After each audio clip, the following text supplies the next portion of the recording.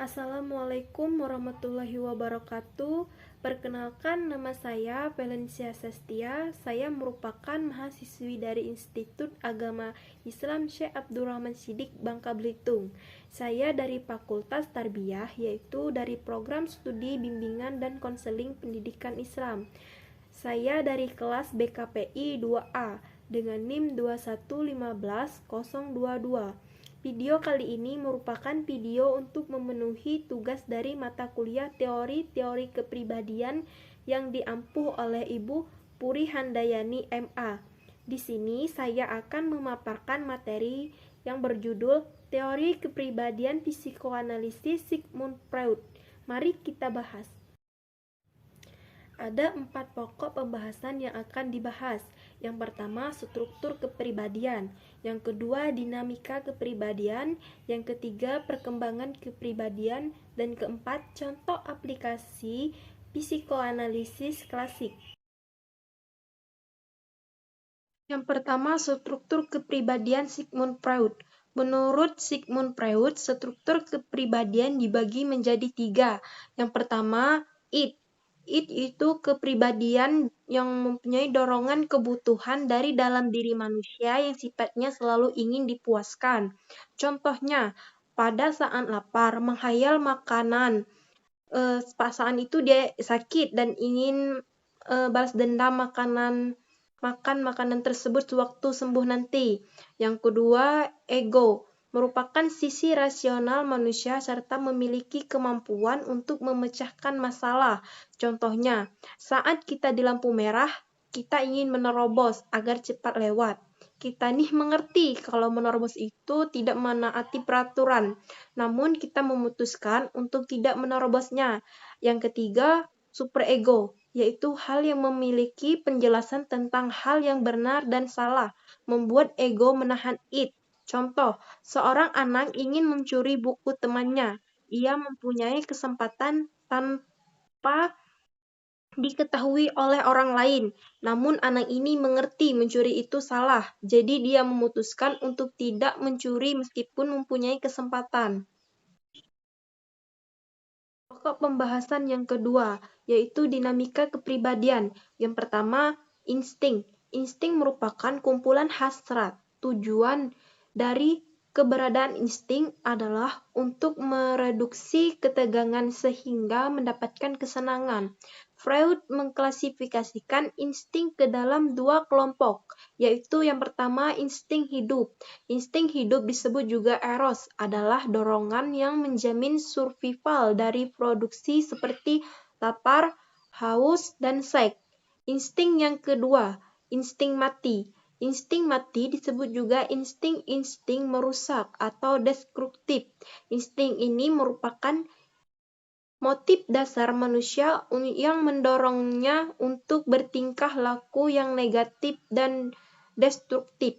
Yang kedua, kecemasan. Kecemasan adalah fungsi ego untuk memperingatkan individu tentang kemungkinan datangnya suatu bahaya, sehingga dapat disiapkan reaksi adaptif yang sesuai menurut Freud. Ada 3 jenis kecemasan, yaitu kecemasan realitas atau nyata, yaitu takut kepada bahaya yang ada di luar. Yang kedua, kecemasan neurotik atau khayalan, yaitu bentuk kecemasan yang mengganggu kesehatan mental. Yang ketiga, kecemasan moral atau kata hati, yaitu yang berasal dari konflik terjadinya antara ego atau prinsip realitas dengan superego, moral dan kondisi ideal. Yang ketiga, mekanisme pertahanan diri, yang terdiri dari 1 resepsi, yaitu memindahkan sesuatu ingatan dengan cara sengaja dari kesadaran alam ke alam tidak sadar. Yang kedua, pembentukan reaksi, sifatnya sangat berlebih-lebih dan bentuk yang obsesif juga kompulsif. Yang ketiga, penyangkalan atau Daniel. Penyangkalan sejumlah fakta dalam hidup seseorang, tidak peduli seberapa banyak bukti yang bisa ditemukan dalam realitas. Yang keempat, proyeksi. Perasaan-perasaan dengan menuduhkannya kepada orang lain. Yang kelima, regresi. kemunduran atau surut kembali kepada periode kehidupan sebelumnya. Yang keenam, rasionalisasi mekanisme pertahanan diri yang terjadi dengan menafsirkan ulang sebuah perilaku sehingga menjadi lebih rasional dan dapat diterima. Sedangkan yang ketujuh, subsimasi, bentuk pengalihan impulsi id yang dilakukan dengan menyalurkan ke dalam bentuk perilaku yang lebih terpuji dan dapat diterima oleh masyarakat. Dan yang terakhir, pemindahan atau displacement atau penggantian sebuah pemuas kehidupan dengan pemuasan kebutuhan lainnya. Pokok pembahasan yang selanjutnya yaitu perkembangan kepribadian Sigmund Freud.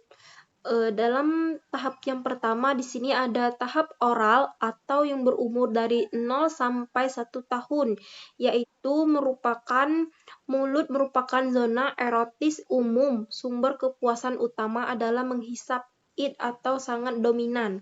Yang kedua, tahap anal, yaitu umur dari 1 sampai 3 tahun. Dalam tahap ini sumber kenikmatan anak terletak pada anus. Sedangkan yang ketiga, tahap palik, umur dari 4 sampai 5 tahun. Anak mulai berperilaku selektif atau mementingkan diri sendiri atau lebih berorientasi kepada diri sendiri. Sedangkan yang keempat, tahap latansi, yaitu umur dari 6 sampai 12 tahun. Periode terjadi proses sublimasi insting seks. Yang kelima, tahap genital, yaitu umur dari 12 sampai 13 tahun. Pada saat ini, anak mulai masuk periode remaja yang ditandai dengan kematangan organ reproduksi. Pokok pembahasan yang terakhir yaitu contoh aplikasi psikoanalisis klasik. Amir takut dengan barang yang terbuat dari karet. Waktu semasa kecilnya, dia pernah dihukum berat oleh ayahnya karena meletuskan balon karet hadiah adiknya. Karena kini menjadi pemicu ingatan event hukuman itu dan harapan sewaktu masa kecilnya agar adiknya mati. Dalam berbagai kombinasi analisis yang menggunakan berbagai teknik yang dikembangkan dalam tradisi psikoanalisis untuk membantu kasus tersebut mengangkat represi. Dalam asosiasi bebas, analisis mendengarkan dengan penuh perhatian yang disebut pasien terkait dengan setiap rujukan mengenai fobia.